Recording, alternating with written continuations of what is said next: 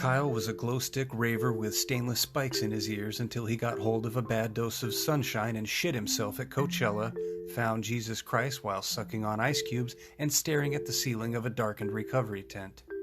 Now he was a promise keeper in pleated dockers, and he didn't make a move of any size, personal or professional, without consulting Pastor Mike at the beige-domed megachurch out on Highway 99.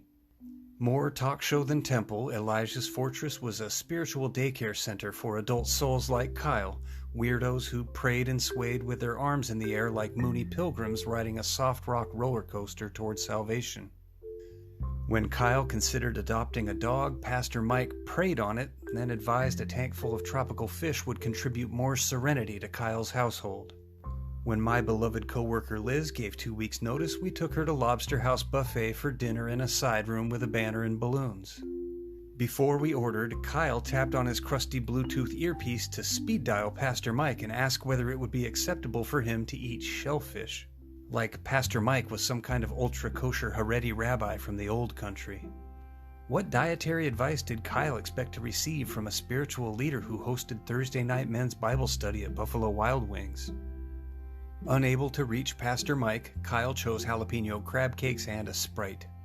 Our server brought Liz a complimentary wad of sponge cake drizzled in sundae fudge and sprinkles, then led the table and a press-ganged chorus of servers and busboys through a double-time variation of Happy Birthday. We clapped along at a stinging pace and watched the lit sparkler buzz on top of the cake. Chives and crab meat clung to the wire in Kyle's teeth as he sang. I was ready to bet every penny of my ransom tips that Kyle called Pastor Mike to beta test my termination speech from his car or from Papa Taco at his desk on speakerphone. Kyle was one of those assholes who makes calls and checks voicemail on speakerphone. Among the daily amplified transmissions to and from corporate Cisco and our beverage guy, I'd hear bits of Pastor Mike's topical wisdom echoing off the cinder block walls of Kyle's office, a digital burning bush heralding the divine word of God.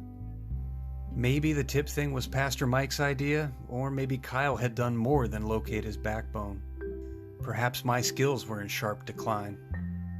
I was invited to pick up some extra hours catering a group baptism of 7 born-again adults in the swimming pool at Pastor Mike's house, back when Kyle was new to the job and still pulling me into his office to share more of his story or propose a professional mentorship.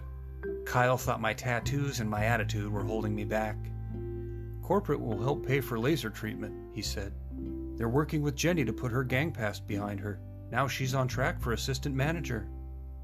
The draft of Jenny's hate for Kyle drew fathoms compared to my feet, but she was smart enough to only say so in private, like the day before I was fired when we met in the walk-in to get very high before opening.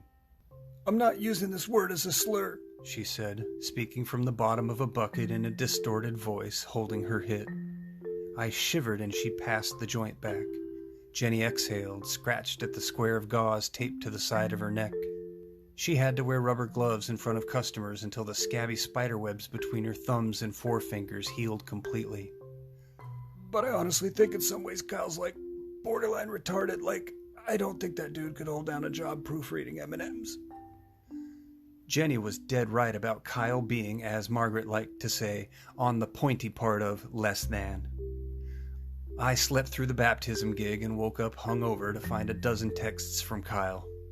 His tragically misspelled messages formed a timeline that made it possible to chart the half-life decay of my mentor's faith in me as it wavered, then fell away completely like scribbled spikes of a heart monitor dropping to saw teeth, growing weaker and fading to a flat line. I guess we'll chat later when you're ready.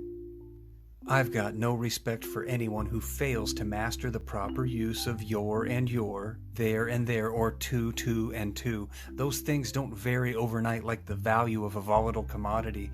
The alphabet is a simple closed set of 26 symbols. It is not the fucking Matrix. Don't get me started on the mystery of the apostrophe.